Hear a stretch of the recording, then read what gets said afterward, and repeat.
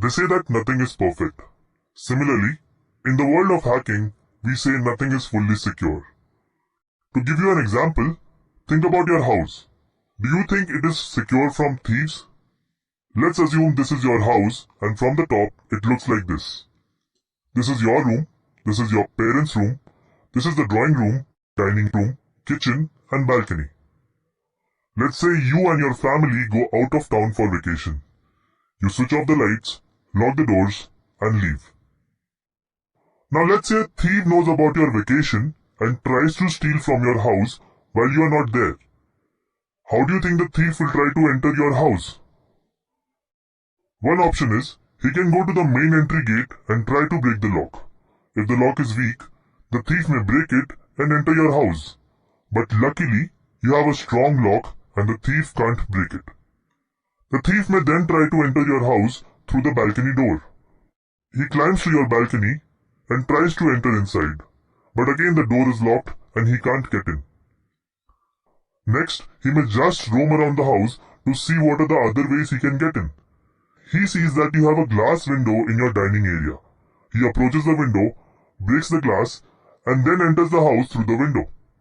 He is in your house now. His aim is to steal as much wealth as possible, so he directly starts searching for a locker in your house. He enters your parents' room, opens the cupboard and sees the locker. It's a locker which opens when the right code is given to it. The thief enters 0000. As this is a very common code for lockers, the locker doesn't open. He keeps trying a number of common codes. Finally, he enters 9999 and the locker opens. He takes the cash inside and flees through the window he entered. Now, let's analyze the story we just told you. You can consider this house as a system which is made up of different components. You have walls, doors, windows, furniture, etc. You are the owner of the system, and the thief is a person who has experience with how to enter the house. In this case, we can compare a thief with a hacker. The thief tried multiple ways to enter your house and found the possible entry points which would let him enter your house. And that's exactly what a hacker does. A hacker also tries multiple ways to enter a system and finds possible entry points which would let him enter the system. Now, if we consider the house as a system, we can say that the main entry lock was strong, so the main entry was secure. The balcony door was properly locked, so the balcony entry was secure. The windows were easily breakable, so the window entry was insecure. The locker was easy to find. The locker had a code which was easy to guess. These are what we call loopholes in a system, small things which can be exploited to cause bigger problems. So what is hacking? It is the art or technique of finding and exploiting a security loophole in a system. These systems can be a website, software, computer, or even a human being. Now, you must be wondering if hacking is similar to stealing. Doesn't that make hacking a bad thing? Worry not, because hacking can be used for good. Based on what your intentions are, hacking is divided into two parts: ethical hacking and unethical hacking. The house example which you saw earlier in the video was an example of unethical hacking. The thief's motive was to steal wealth and he misused his knowledge and skills to enter your house. So, when a hacker uses his knowledge to steal from or cause damage to other people, it is known as unethical hacking. Like stealing, unethical hacking is also a crime, and if caught, the thief will be arrested and tried in court. Now, to understand ethical hacking, let's revisit the house example. So the thief has stolen all the money. A few days pass and you come back to your house and you see what has happened. You analyze the situation and conclude that the thief must have entered through the window. You report the incident to the police, but you want to do something about it yourself. You make a plan to prevent such kind of thing from happening again. You contact some home security professionals and ask them to secure your house. The security professionals take your permission and start surveying your house. They do the same thing that the thief did. They start looking for possible entry points, anything that can be exploited to enter your house.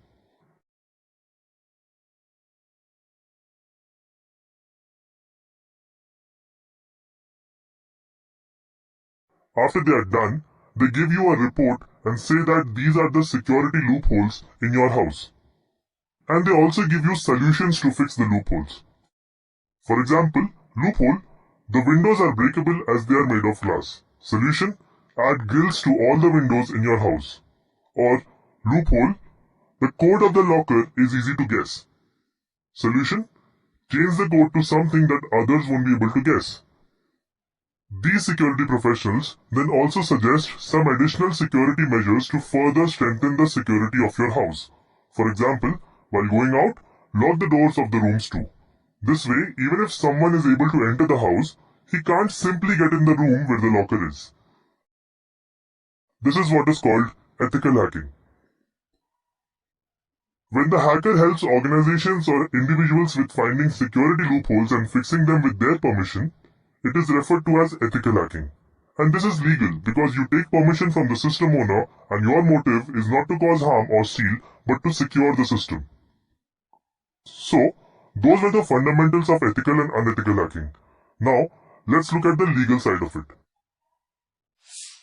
According to the Indian Cyber Law and the Indian IT Act, an activity is considered a cybercrime if a computer is being used to attack other computers, for example, hacking, virus or worm attacks, DOS attacks, etc. A computer is being used as a weapon to commit real-world crimes, for example, cyber terrorism, IPR violations, credit card frauds, EFT frauds, pornography, etc. This basically means that unlawful use of any computer or device is considered a cybercrime. You can read more about these cyber laws and acts online. The house theft scenario we shared was to give you an idea of fundamentals of hacking. In today's world, the systems aren't as simple as a house and the assets are not just gold or money. Due to the technological advancements we have made, systems have become much more complex and information has become the real asset. The whole web works on the basic principle of information exchange. Your username and passwords, your account balance, your personal data, everything is digitally stored information. If this private information gets in the hands of somebody who is not supposed to have it, then it becomes a problem. Hence, securing the information becomes a top priority. This is what we mean by information security. Now that we have an understanding of what is hacking and what are the types